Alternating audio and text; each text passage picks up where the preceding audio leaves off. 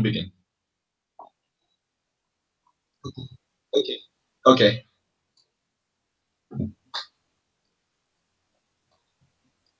Is the professional exchange logo on? I can, but I can see the slideshow.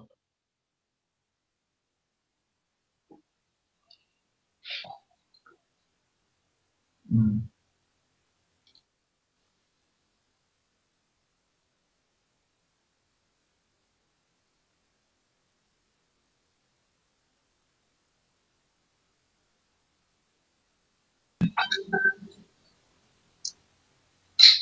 Tuğrul. Okay. Okay. We can begin. Can you go to the first slide of the slideshow? Excited. Because the first the slide is on the medical education system in Turkey, not the first slide. Okay, no problem.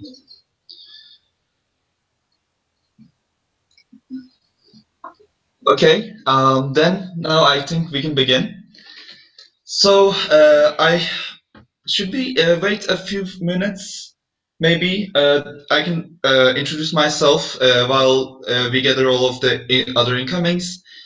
Well, my name is Enis Hikmet Özmert, and I am the coordinator of the Training for Professional Exchange working group under the Turk Meslek. And we created this January incomings webinar to for the incomings that are coming to Turkey this January to get to know Turkey a little bit better and also get acquainted with some of the nuances in Turkish medical education system, medicine in Turkey in general, and health in Turkey in general, and also a few useful tips. And then we will go to your questions that you sent us via the link, and we will try to answer them. Also, please feel free to write to the comments below this video any questions that may occur during the webinar, and then we will have time to answer them as well. So, without further ado, I would like to introduce Emine Konaç. She is the neo-in of Turkey who is responsible for the incomings in Turkmenistan. We can go to the next slide, and Emine will talk.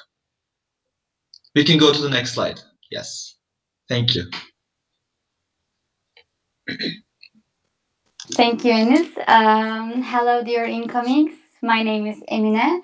I am the National Exchange Officer for incomings of Turkmenistan.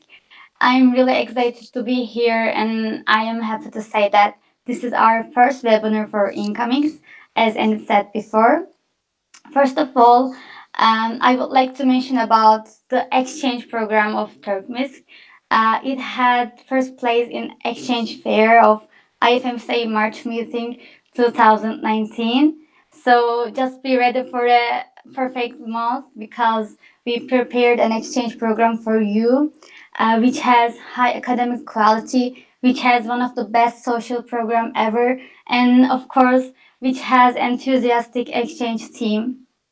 And I also want to mention about our national tours, our national social program in January, and it will be in Cappadocia, and you will be able to see one of the most beautiful part of Turkey, and which has the wonderful view, which has fairy chimneys, underground stays, hot air balloons. So I highly recommend you to apply for this national tour. You can find the details in Facebook group of National Tours 2020. So just keep following. And as my last words, I want to thank all of you guys for being here. We are really happy to host you in our lovely country, and I hope you have perfect month and perfect exchange here. And this is time to take the floor for Enis or for Tape team. Thank you, Emine. I think we can go to the next slide. Okay, so To begin our webinar, I would like to first introduce the webinar plan to all of you guys. First, we will talk about the general information on Turkey. Then we will move on to the Turkish medical education system, then on to Turkish health system, then on to common public health problems and common causes of death in Turkey. And then we will give you some few useful phrases and tips to use in your exchanges in Turkey. And we will end with a Q&A session where we will answer the questions that you have sent us. And I would also like to reiterate that you can send us questions in the comment section below in this video, and we will try to answer as much questions as possible in this section.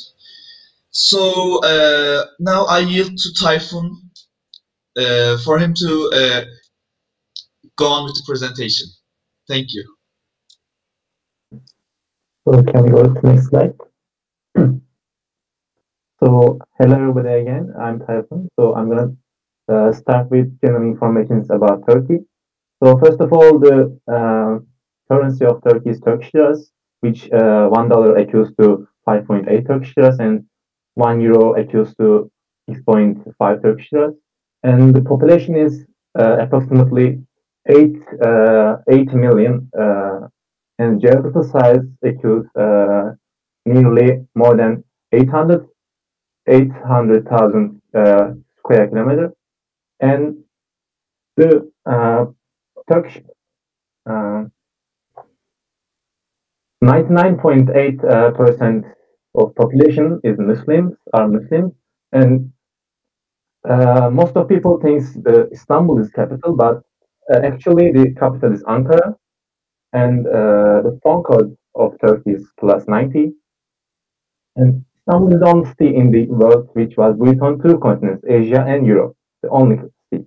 And Turkey shares a border with 8 countries: Azerbaijan, Georgia, Armenia, Iraq, Iran on the east, Syria on the south, and Greece and Bulgaria on the east.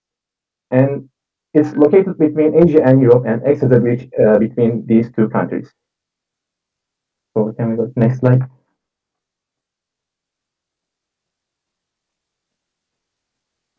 So I want to talk about a little bit history of Turkey.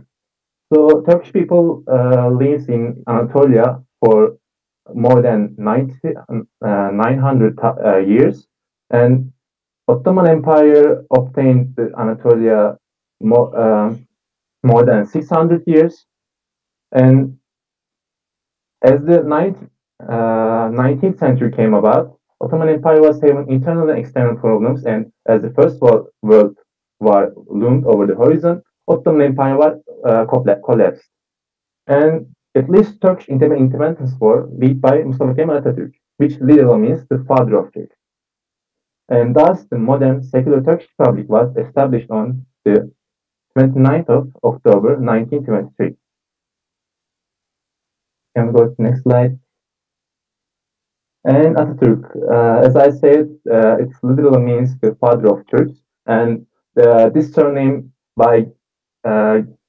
is given to him by the Council of Turkish Council, and he dedicated his life to legal, political, and social reforms such as law, legislature, women's rights, taxes, education, health, army, navy and air forces, and economy. And Turkish women were first to have the right to elect and to be elected in the world on 1924. This one was one of his revolutions. And can we go to the next slide? And religions of Turkey. So 99.8% of people in Turkey are Muslims, and nearly 65,000 people Christian and 23,000 people Jewish in Turkey. And Muslim people pray 5 times a day, which we call it namaz, but it's called salah in Arabic or English. For each people, praying time, mosques call people to prayer, namaz with azan. These are morning, noon, mid-afternoon, evening, and night. And some Muslim women prefer to put on hijab historically and religiously to be modest. Can we go to the next slide? Ah, emergency numbers. Emergency numbers. So there are few numbers we have to call in emergency. These are 112 for medical emergency and ambulance, 110 for fire department, and 155 for police department. So if you, as a fact, if you call 112, they direct you to many departments of emergency like fire department, police department, and many other. And if you are in danger or emergency situation, uh, you please make inform your contact persons and your leader. Can we go to the next slide? Okay. So there are some points to know in Turkey, like smoking is prohibited on public transport and public places and all indoor workplaces and public places. You should carry your passport and a printed copy of your e-visa or residence permit at all times. And dress modestly if you are visiting a mosque or religious shrine to avoid offense. This shows your respect to the religion in religious shrine. And next slide. Yeah. In majority, we do not eat pork. Pork is not part of your or cuisine, and and prohibited by the religion. So you cannot find any pork product easily. It's rarely sold. So there are okay. It can be expensive to withdraw money from an ATM in Turkey. It's always a good idea to take a bit of cash with you. So there are some places to exchange your money in the centers. You can exchange your money from ATMs, but it may be a little bit expensive. And you can ask your local committee to what should you bring with you before you come in Turkey. Okay, so I yield the word to Egehan to uh, Thank you, Typhoon. Okay, can we go to the next slide, please? I'm Egehan, by the way. Very nice to meet you. So, souvenirs. Like, what do you want to bring back home? Okay, our most popular souvenir is the Turkish delight, which is kind of a sweet made from a jello starch covered in powdered sugar, but it has many varieties. But if you want something that is gonna be long lasting, not edible, we have the evil eye amulets, also known as Nazar amulets, which is said to ward off evil spirits. We have Turkish tea and Turkish glasses, towels, soaps, and etc. Can we go to the next slide, please? And now I'm going to explain to you a little bit about the medical education system in Turkey. Next slide, please. Okay, so medical students are selected from high school graduates in a nationwide exam. And our education lasts 6 years, 3 of them being preclinical and 3 of them being clinical. Next slide, please. Next slide. Okay, thank you. The first 2 years are about basic. The first 2 years are about basic sciences like anatomy, biochemistry, and etc. Third year is what we call theoretical and practical introduction to illnesses. Like we get pathology, pharmacology, and stuff like that. Fourth and fifth year are clinical internship years. During these years, we rotate between different clinical departments and get a feel of how they work. And in our final year, we work as a physician, basically. These students are called interns, and they have the duties of a regular doctor. This can be viewed as the initial stage of residency in Turkey before you choose your specialty. They also get a modest salary, as you can see. Next slide, please. And after these 6 intense years, to begin training in a specialty program, the graduates must enter a national exam. And this exam is called TUS, which is short for Specialty Exam in Medicine.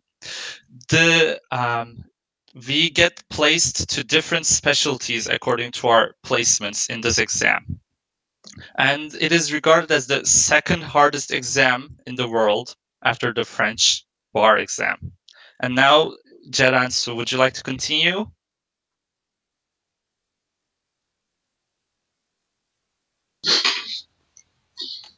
Thank you, Egehan.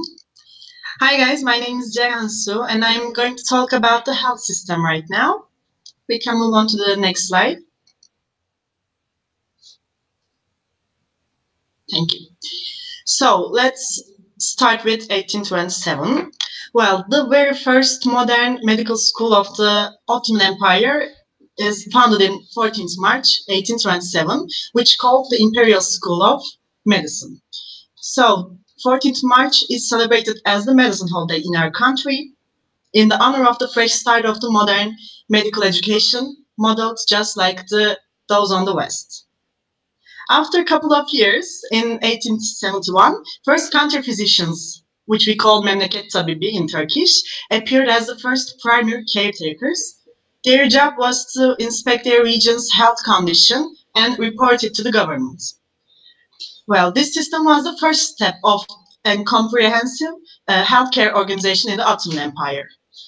When we come to the recent past, in 1914, we can see that the General Health Directorate conjoined to the Ministry of Health Affairs in these years. We can move on to the next one. Thank you.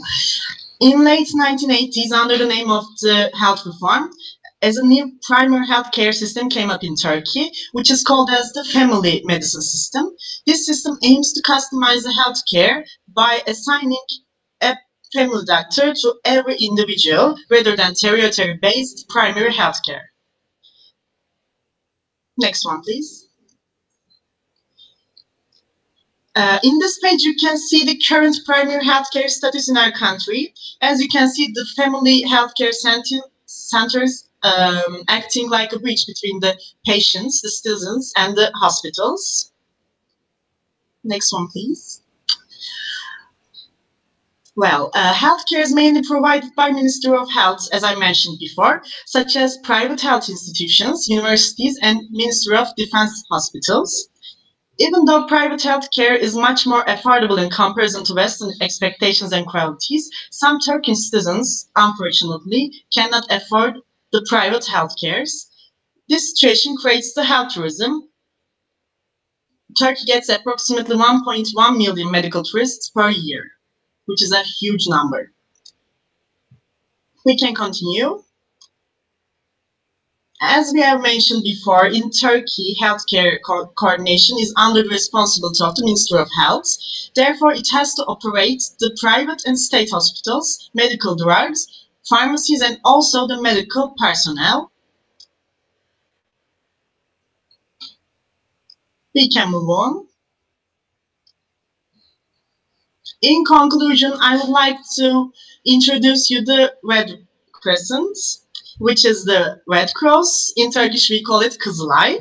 It's an organization which covers the widest range of welfare services in our country, especially in war and disaster times. Thank you. I'm yielding to Ceren.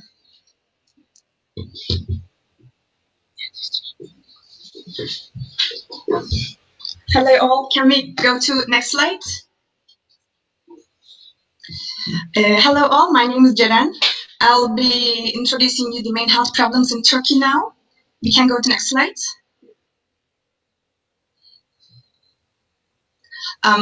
We asked you the most common causes of mortality in Turkey, and you gave us some answers in the form. Now, these are the results. The first one is the circulatory system diseases in Turkey. Actually, these diseases are mostly depending on the eating habits and the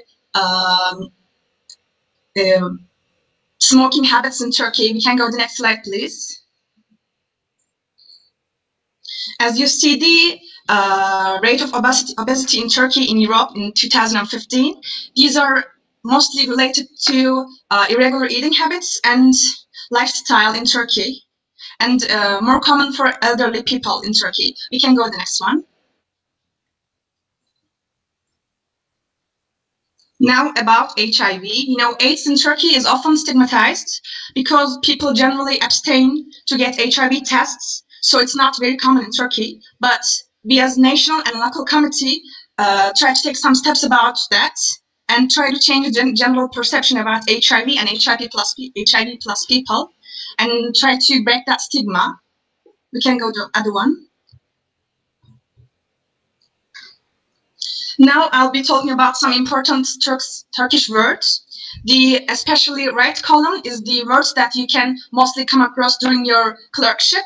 These are, the medical terms mostly. For example, hasta means patient and tıp means medicine. The pronunciation is a bit different in Turkish, but you'll get used to that in your, clerkship month. The left ones are normal words that, for example, in restaurant or cafe, you can come across with them too. Can we go to next one? Also, some important Turkish phrases. I will not, read all of them because we'll be handing you these slides after the webinar. But for example, if you want to say, I want to go to X, you can say like, X'e gitmek istiyorum. The pronunciation, as I said before, is a bit different, but these are the sentences like that. You can use them in your exchange month. We can go to another one. Now, questions and answer time. In our preform, we wanted you to ask us your questions. That we said that we'll be answering these in our webinar. Now we'll be answering your questions. So I'm yielding to Enes.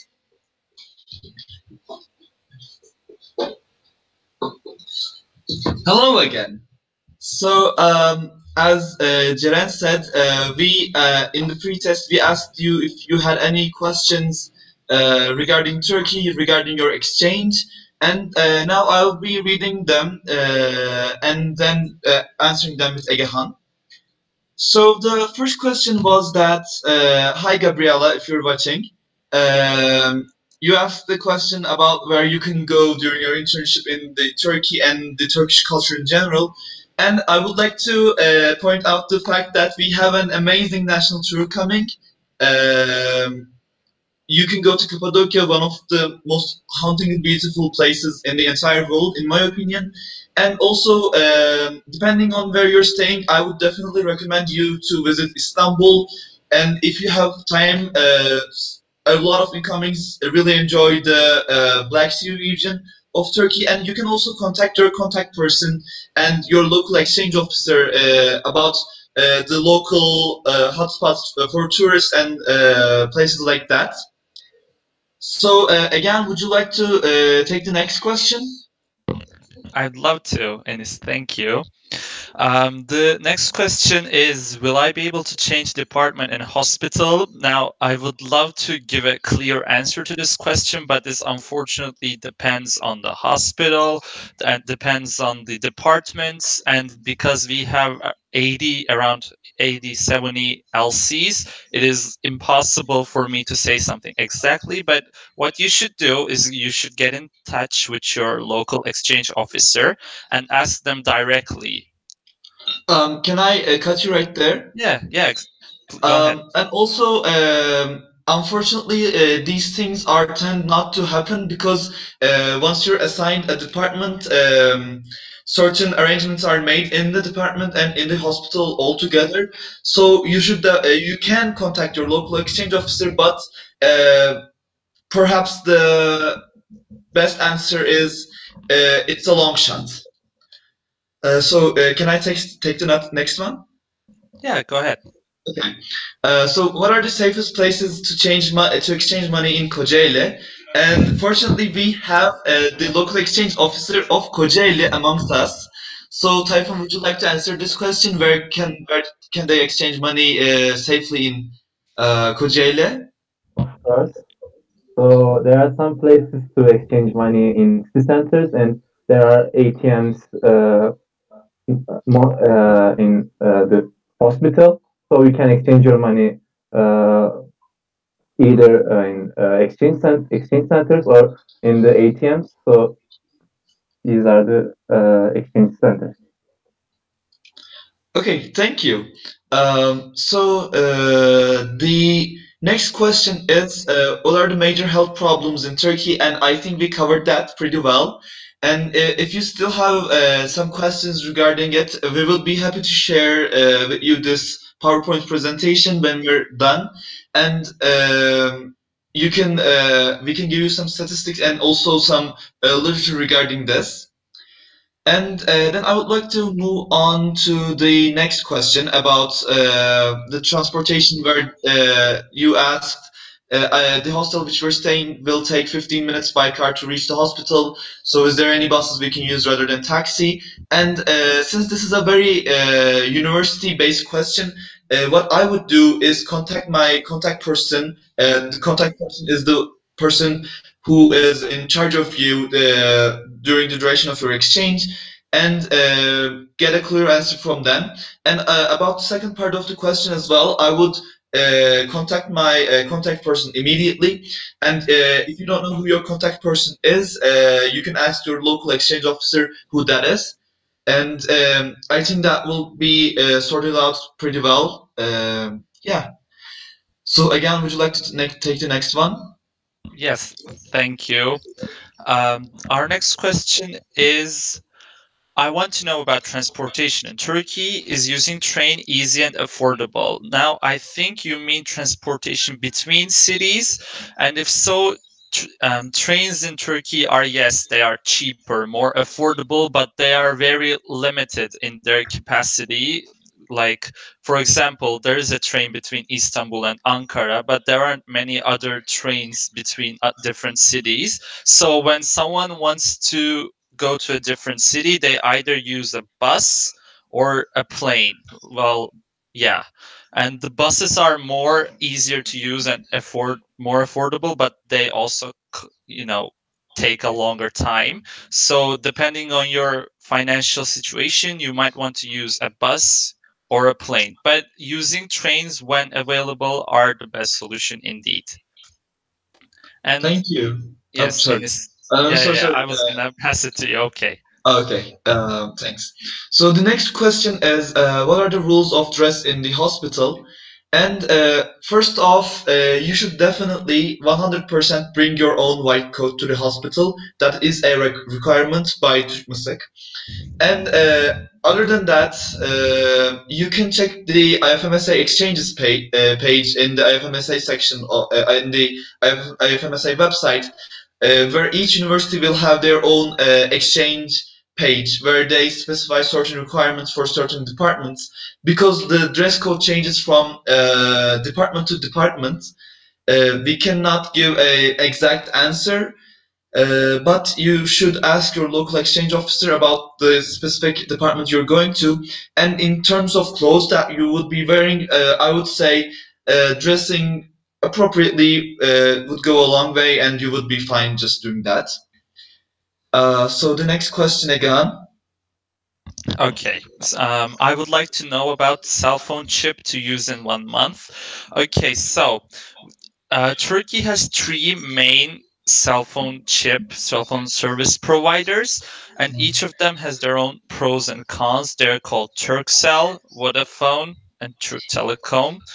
And well, the thing is that they are mostly, you can find one in every airport or like in everywhere basically in the city, but you should consult your CP or local exchange officer when you land or come to Turkey, because going into the different plans for each different service provider would take a long time right now, and they all have their advantages or disadvantages. So I cannot say take this cell phone chip definitely for certain.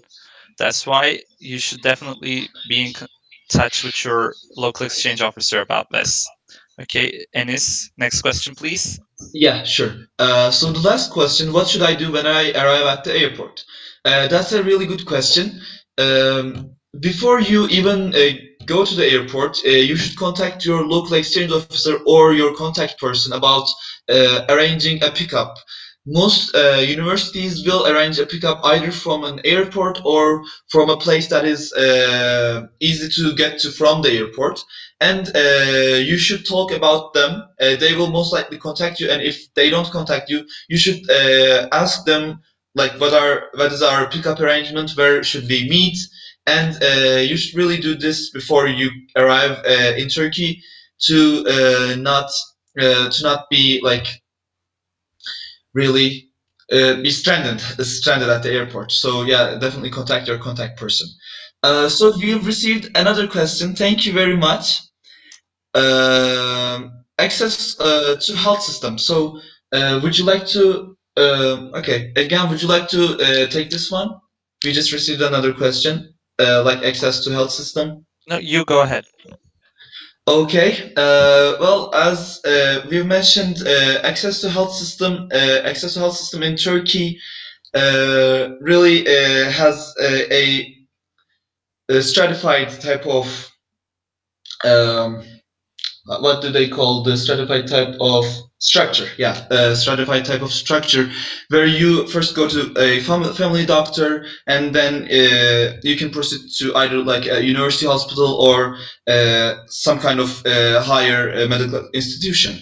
And so most people in urban areas in Turkey have this access. But in rural areas, access to healthcare is sometimes limited. But the Turkish government in the recent years has made tremendous steps towards empowering the rural areas in terms of healthcare. And also, Turkmuslik actually has a rural outreach program where we call Sağlık Turnesi, in which we go to rural areas and do health checkups.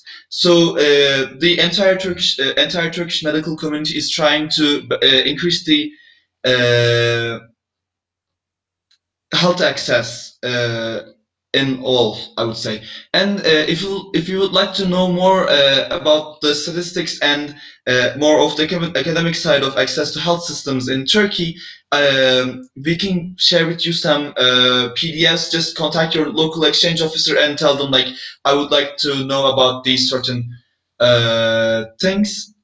So if anyone would like to add to my point here, you can do so now. Like Emine, do you have any things to add? I No, guess I not. think that's enough. Thank you. Okay. Wait. Okay. We received two questions. Thank you guys for your questions. Like we love answering them. So how is the routine or surgical departments? So again, would you like to answer this one? Sure. Okay. Okay. Surgical departments, it is also varied because it differs from hospital to hospital, but generally you talk with the professor. If your professor has surgery that day, he or she takes you to the surgery with him or her, and you scrub in, and then depending on the professor, you either observe, or sometimes the professor lets you do small stuff, but not that big procedures. And yeah, it's mostly observership in the surgical departments as well, unfortunately. I think that was what you meant to ask, but I'm not entirely sure. If it is not, if you want me to elaborate more, you can type in the comments section. But you also had another question. How is the situation with the LGBT population? Yes, Emin. So I think I can answer this one. So Yeah, how is go the ahead. situation of the LGBT population in Turkey? That's actually a great question. Thank you for anyone who has asked this. So there is a certain stigma towards the LGBT population in Turkey in the general public, but this is not at all the case in the medical system, because We have a very inclusive type of approach towards the LGBT population in terms of medical access and in terms of certain uh, stigmas that may be brought onto them.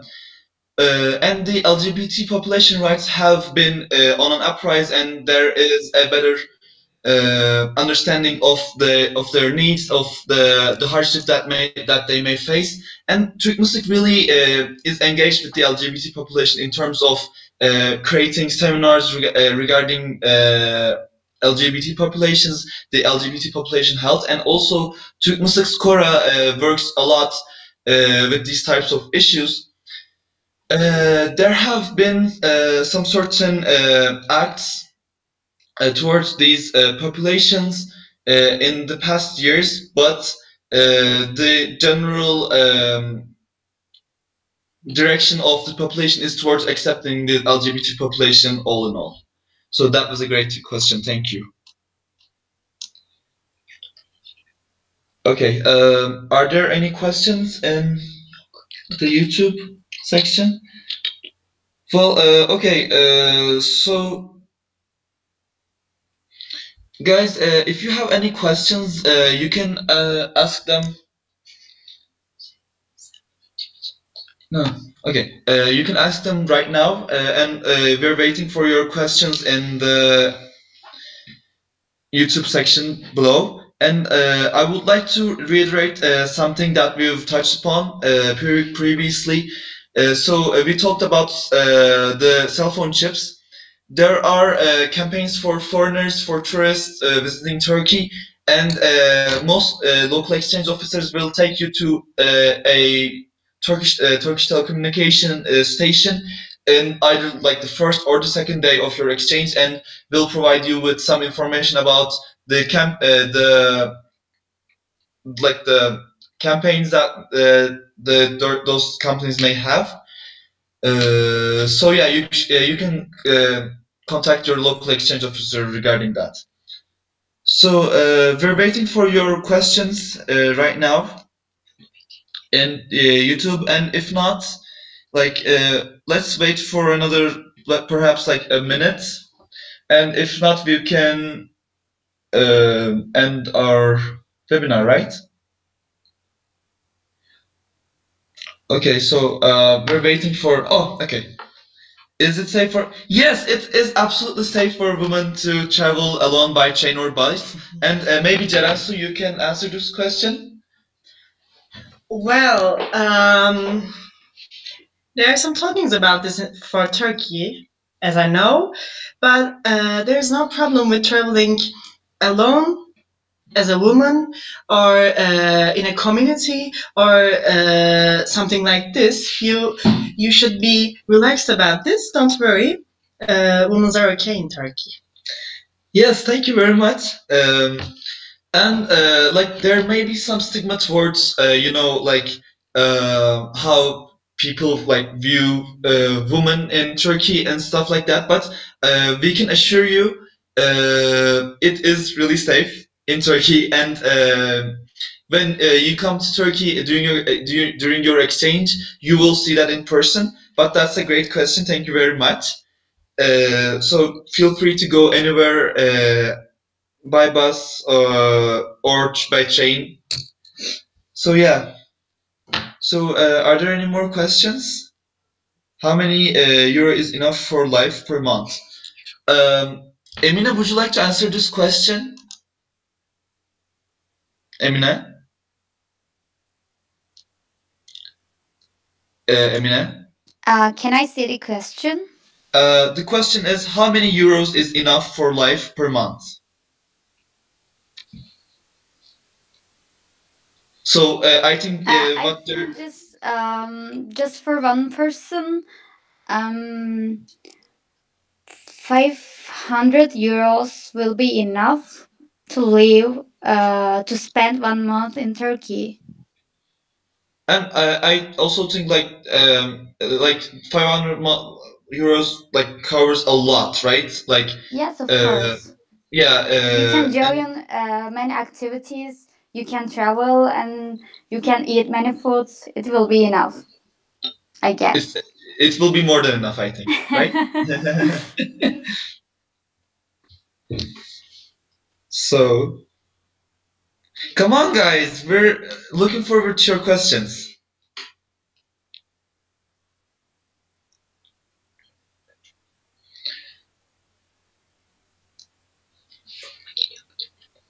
Okay, we'll check the form if there are any new questions. Well, I guess not. Uh, okay then. Maybe we can close this webinar for now. If you have any questions that may come to you after this webinar, you can always ask your local exchange officer, and they will be happy to provide some answers. So thank you guys for coming. And Emina, would you like to say a few words? Yes, of course. I just want to say thank you for attending, guys, and thank you, TAPE team, to organize this webinar. And don't forget that exchange team of Turkmusk is waiting for you here.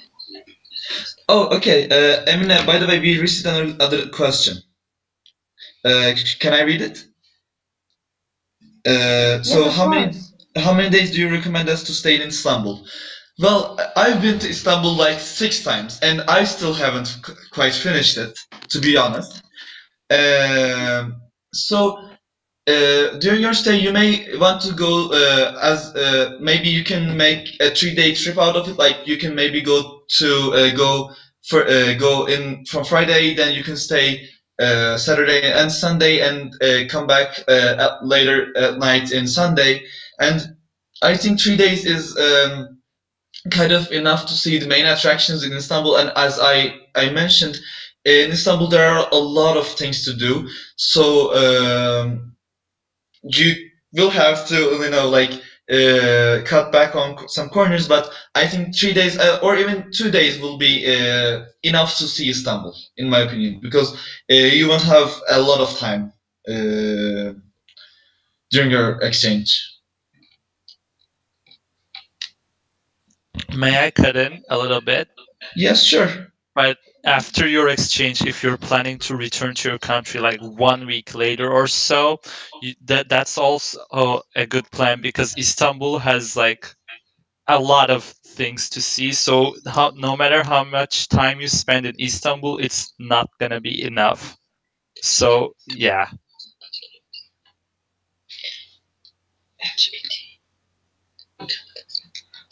Thank you, Egan. So are there any more questions? And if not, we will kindly close it. And okay, we'll wait another minute. Oh, we thank you for attending. By the way, we're seeing we're seeing your thank yous, and we thank you for attending. It's all because it's all thanks to you that we can create this event. So I think we'll wait another minute, and then we will close it. So, are there any more questions?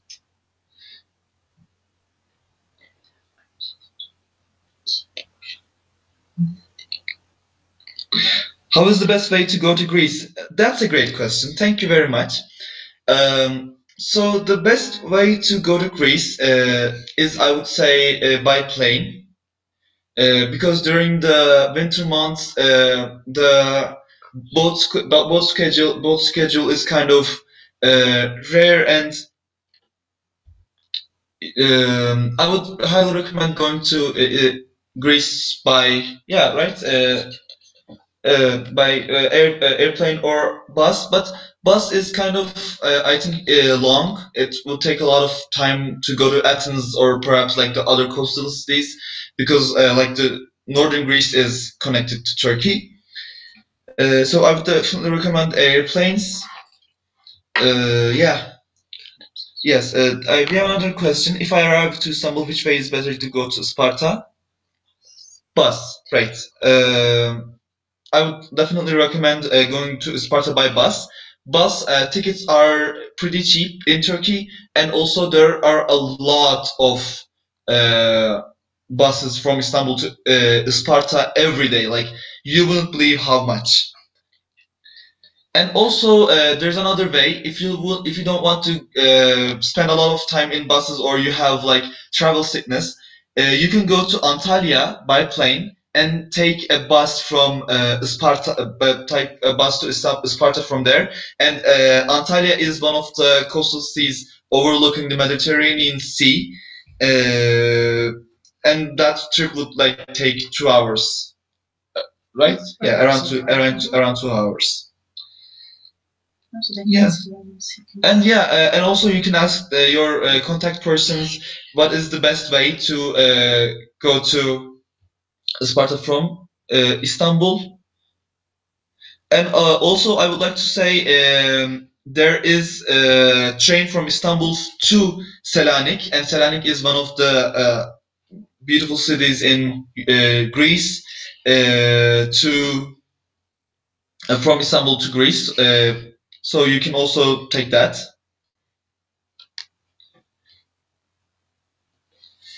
Yeah, that's pretty much it. I hope you guys have an amazing time in Turkey. I really do. Oh, what can we do when we're not in hospital?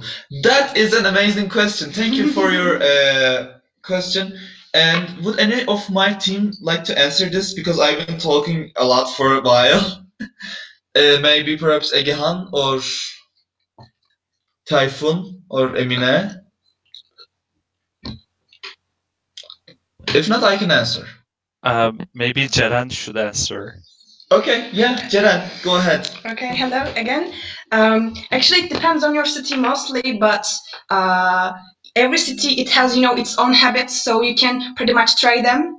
Mostly, if you're in like a very big city like Istanbul or Ankara or one of the other biggest cities, you have much more options. But during your free time, you can also visit the nearmost traditional places and also historical places, because as we mentioned before, in Turkey there are lots of historical places. Since it's a very historical continent, we have lots of historical places and museums all over the Turkey, so you can visit if you like historical places.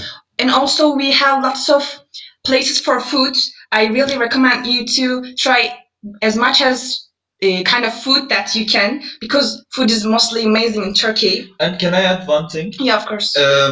Because of EU, not because of, thanks to EU regulations, most of the food in Turkey is really safe to eat. Like, you can try most foods you see in the streets, and all of them are amazing. And I would definitely recommend immersing yourself in the food culture, and because it's one of the best ways to get to know Turkey is through food. Yeah, that's why actually I when I have incomings, I just say that get ready to gain a bit weight, because the food is really amazing. I mean, if it depends on your tastes, but you'll mostly like them. And also you can spend your time with your contact persons. They'll be knowing your city's conditions pretty well, so they'll be showing you the places that you need to see mostly. Pretty much like that. Yeah. Thank you. Okay, we have two more questions. Would Ergahan or perhaps Tayfun or Emine like to answer? Any of them? Like, how many hours must I spend in hospital every day? I can answer it. Okay, Tayfun, go ahead. So, for your so you have to spend in weekdays your time. You have to spend 6 hours normally in weekdays, I suppose. And you have to attend at least 8% as the hour to your exchange, your internship, clerkship. So that's all. Thank you. So we have another question. Can we communicate well with the general population in English? So first, I would like to say you can communicate with like nearly all of your professors and the students in your internship pretty well in English, because most they are required to take a certain English entrance exam to get into medical school and become professors. And by the general public, it kind of depends on your city. In most places, people will know a certain amount of English, but they may not know pretty well. Okay. They may not know pretty well, but there will be people in either form of contact persons or your local exchange officers who will help you through that. And in patient interactions, professors will be able to provide assistance to you during patient interactions. And while they might not know great English, they will know English to a certain extent. Okay, so I will take one last question. So, what's your daily typical food? And that's a great question because I love food and I love making food and I love eating food. So that's a great question. And with this, I think we can kindly close the webinar. And if you have any more questions, you can ask your local exchange officers and or CPs. So, what's your daily typical food? So, Turkish breakfast is really quite something, and I definitely recommend you to go to a serpme kahvaltı, but that's what they call in Turkish place. And what they basically do is bring out a ton of food in small quantities, and you get to try a lot of like cheeses and cured meats, olives, a lot of fresh vegetables, and also like kind of eggs. And we definitely drink a lot of tea throughout the day. In lunch, we like kind of eat a light meal. What? Yeah, we drink a lot of soups and maybe like vegetable stews and like meat stews, kind of like that. And but at the evenings we go crazy, meaning that we have a lot of developed kebab culture, and also like um, spiced pastries like lahmacun, which is like a spiced meat spread kind of, and also lot of traditional foods with a lot of meat dishes. And also, if you are vegetarian or vegan, we also have a lot of vegan or vegetarian dishes like kind of mezes, or what we call zeytinyağlı, which is kind of made with olive oil and a lot it's which is really fresh. So yeah, that's basically what we eat. We eat a lot of sweets throughout the day. We love like syrupy treats. We love baklava and all those types of things. So that's basically it. And with that, I think we can close the webinar for now. And as I mentioned, you can ask your questions to local exchange officers. I would like to thank you guys for attending this webinar. It would mean nothing without you guys. And I would like to thank my tape team. They have been preparing for this webinar for so long. And also Beril, who's our supervisor, and also Emine, who's the National Exchange Officer in charge of incomings, for making this a reality. Thank you very much. And Emine, if you have any things to add, you can add, and if not, we can close it. I think I already said goodbye, but thank you. all of you guys. Thank you. Thank you guys. Have an amazing experience in Turkey in January. So bye. Thank you for your time.